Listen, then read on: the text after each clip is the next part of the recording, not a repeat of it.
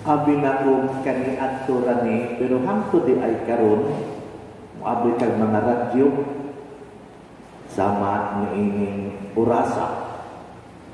Di lang ka makadungog og mga balita. Kaya ang mga announcer, mohatag po og mga numero sa Lasto, sa Sweltres, pila kahigayon ka nang wato po sa iyo sa parokya, mamina po sa radyo. Aron dili masakpan nga numero do itong ilang ipanghatag, na sila yung mga iparis-paris ng mga pangalan sa tao, sa mga prutas. Matingala na lang ka kayo ingon, si Juan Kuyog ni Pedro. Galit man ito ingon na si Juan Kuyog ni Pedro. Numero na ito. Nagiatangan sa mga maminaw. O kaha, ang mangga, parisan o santol. Saan pagkaon ang mangga o santol? Magparis lamig ba na? Lamig na sila, pero parisan o sakay lamig nila. Pero di ay numero na to.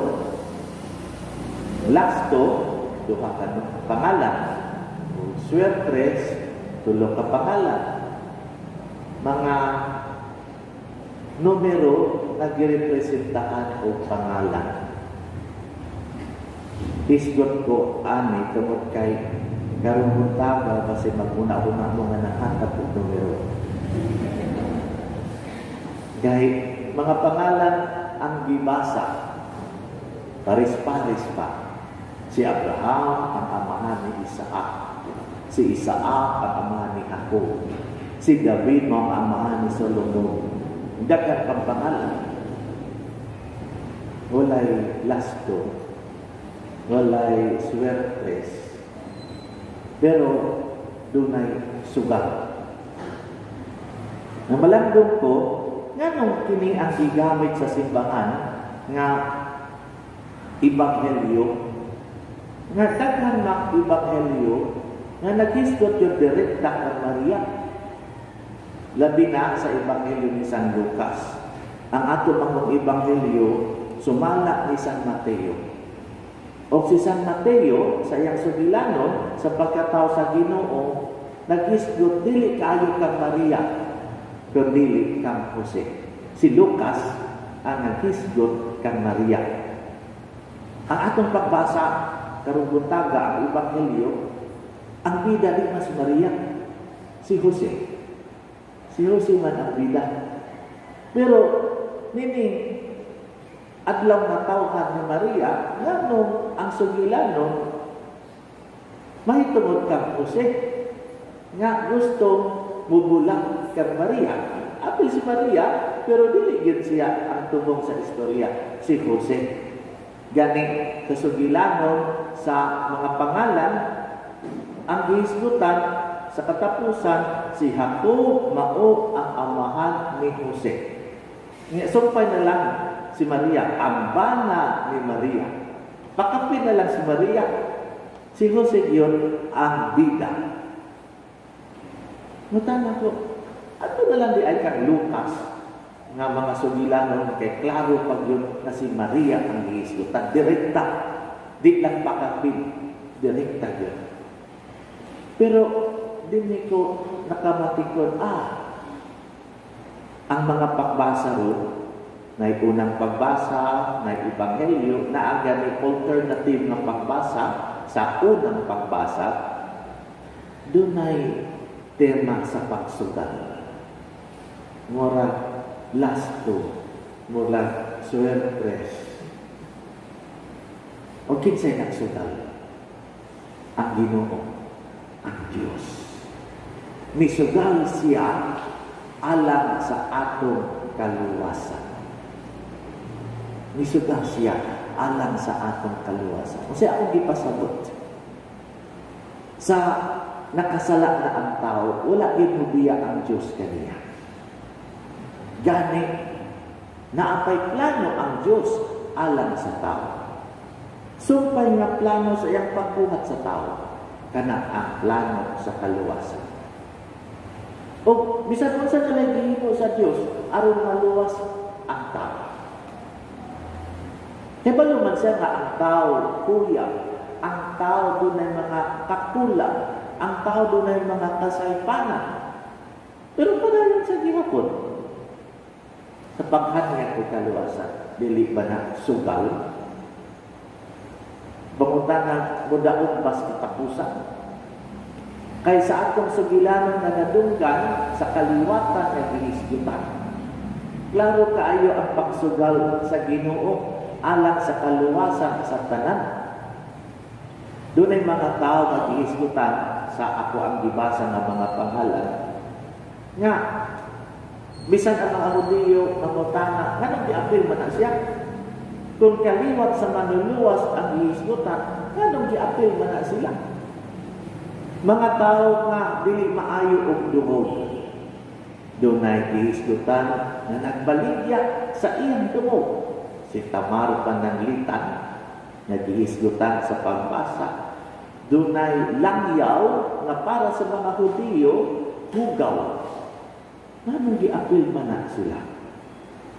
Daghan pa, nga mga tao nga, daghang kakulangan, puno sa mga kasalanan, giapil sa kaliwa sa manluluwas. Gani, diha sa ato ang unang pagbasa, makita po din ang pagsugal sa Ginoo alang sa kaluwasan. Ingon si Propeta Mika, ikaw o Bethlehem Ephrata, labing gamay sa mga banay sa Huda. May ano, hindi pa gipili. Mahilungsyo gikan kanimo ang hari sa Israel. Ato ta mamili sa dakong banay, dili sa gamay banay. Ato ta mamili sa dungganan nga banay, dili ka nang wa gani igdungog nga banay. Grabe ang sugal sa Ginoo alang sa atong kaluwasan. Misalig siya sa tao nga doon ang pangimahimo. Ngunang taas-taas gud ang sugilano, ang kaliwat nga gihisgutan sa pagbasa o siguro na minamo asa mo ipadulong ng istorya ka. Kadaghan ba ang mga pangalan wa gani kakaila, di lagi mailhan kining uban. Padayag lang nga, wag pumunong ang Ginoo sa iyang pagsugal alang sa atong kaluwasan. Pila ka henerasyon, pila ka katuigan, sige lang, padayon siya. Masigdat ang usa, lain ako'y dapito. Masigdat na po siya, lahi ako'y tawgon. Wag din siya mamunong. Hangtod ni Maria.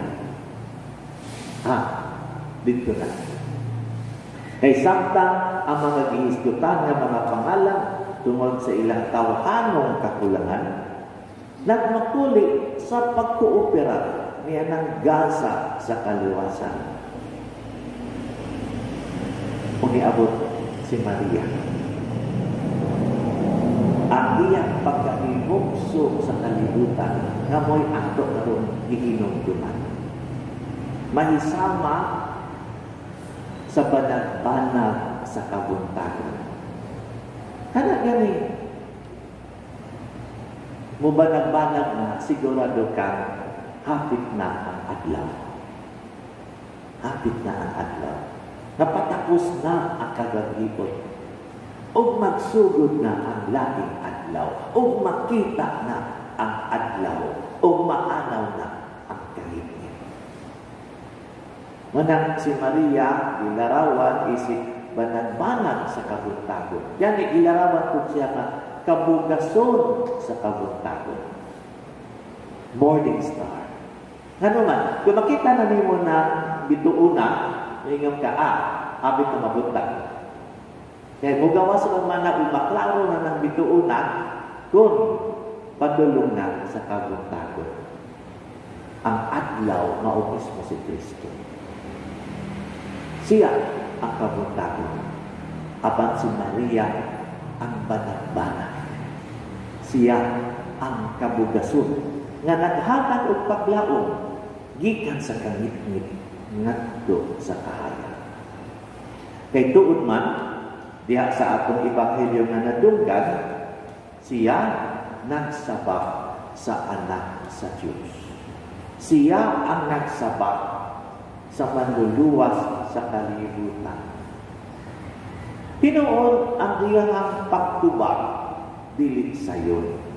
Gani anay natong katunan ug sundot. Nakatubag gihapon siya bisan sa kalisdanan. Diya sa atong ebanghelyo, hapit na siya biyain ni Jose. Hapit na siya biyain ni Jose. Kung gani, si Jose nga nakapabalandong tungod sa iyang kamataron, di niya buot nga pakaulawan si Maria. Kay ulaw yun tong sitwasyon na nga biyaan siya sa iyang pamanpunot. Mangutana ang mga tao, kung saan na siya bayana? Labi na kay nagmagdos siya na dili sa iyang pamanpunot, anak ko ay pangutana, di lang ni kaulaw at pasapot ni kamatayon. Kay sa ingon ani nga sitwasyon, na mahimo siya isumbong sa iyang pamanunod, kay giisip naman nga mura sila magtiayon, o pasakaan, o sumbong, mawala siya na mapinihanon. O mamahimong ang babae, si Maria, ni sitwasyon na, ang batok-batuon hangtod sa kamatayon. Apan bisan pa man ni ining kakuyang, si Maria misanong sa kabubot ko sa Diyos. Ningdaog ang Ginoo. Ningdaog ang plano. Yung talagang kaayo na posibilidad sa kadaugan. Apan tungod sa kooperasyon sa usa ka yanong babae, kini nahimong kamatuoran. Kini nahimong atong kasinatian. Mga igsuon, kini maong pagsudal sa Ginoo nagapadayon angkon karon. Diha nako, diha ninyo, diha na natong tanan. Doon na sa kadaugan. Una, diha Kristo mismo. Ikaduha, diha sa iyang inahan na si Maria. Apan ang kaluwasan bisan tuod na anak, kinahanglan pang atong dawaton. Kinahanglan pa nga atong tubagon. Kaya ang kaluwasan dili lamang gikan sa Dios nga nikanato, kundi usab ang atong pagdawat o pagtubag niini diha sa matag adlaw natong kinabuhi. O si Maria nagpadayag kanato, posible kini. Posible kini. Kaya ang Dios uban kanato. Pero ato pod nga dawaton. Kaya bisag na anak, kinahanglan nga atong tubagon. Di sa adlaw nato ang kinabuhi. Dili sayo. Daghang mga kabalaka, mga kahingawa, kaulaw, nga atong atubangon. Nga panwa tamang inusara, nini maong panaw. Emmanuel, uban kanato ang Diyos. Ang kasinatian mo na ni Maria sa Diyos diha sayang sa bakan. Padayang kalimot. Doon ang Diyos diha sa atong duha. Dili man ta mahisama kang Maria nga mamagdos sa anak sa Diyos. O sa raman yun na, siya raman, si Maria raman. Apan mamahimo na itong tipigan ang Ginoo kanunay diha sa atong kasing-kasing. Aron asa ta, kauban siya. O sa katapusan, asa siya, tuwa punta. Mamahimo, dili ta dugdanan, wa ta maili sa uban. Apan mo na si Maria, mauna ang pamilya nga iyang gipili, ang banay sa Huda, ang Bethlehem Ephrata, bisan sa atong kagamay. Ang Diyos magmadaugon kung ato kanunay tubagon ang iyang tawag sa atuba. Nagsadya ako pag-ayo diha sa Ginoo. Aman kini maong kasadya, dili lamang tungod kaniya, hinaut ta usab nagtungod sa atuba, sa atong pag-oopera ngadto kaniya. Usbon nako, sayo sa kabuntakon kay pahinumduman ka. Sugaro ang Ginoo. Sugaron ang Diyos. May sugal siya sa atua, sa imuha, sa atua. Sa katapusan ng atong pagkampo, magmadaugon unta siya.